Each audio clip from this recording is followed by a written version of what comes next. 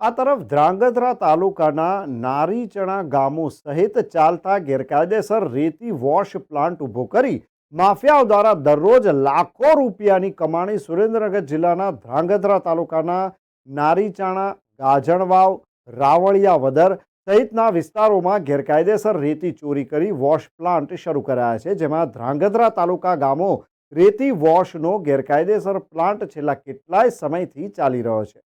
રેતી ચોરી કરી તેને વોશ કરી બાદમાં ટ્રેક્ટર, ડમ્પર જેવા જુદા જુદા વાહનોમાં ભરી વેચાણ કરી દરરોજ લાખોની રૂપિયાની કમાણી કરવામાં આવે છે। ખનીજ બારોબાર પધરાવી દેવામાં આવે છે, ત્યારે રેતી ચોરીના લીધે પ્રકૃતિને પણ નુકસાન થાય છે અને ગુજરાત સરકારની તિજોરીને પણ નુકસાન થાય છે, જેને લઈ જાગૃત નાગરિકો દ્વારા ધ્રાંગધ્રા તાલુકાના ગામોમાં ગેરકાયદેસર ચાલતા વોશ પ્લાન્ટને તાત્કાલિક દરોડો પાડી ખાણ ખનીજ વિભાગ દ્વારા કાર્યવાહી કરવામાં આવે તેવી લોક માંગ ઉઠી છે।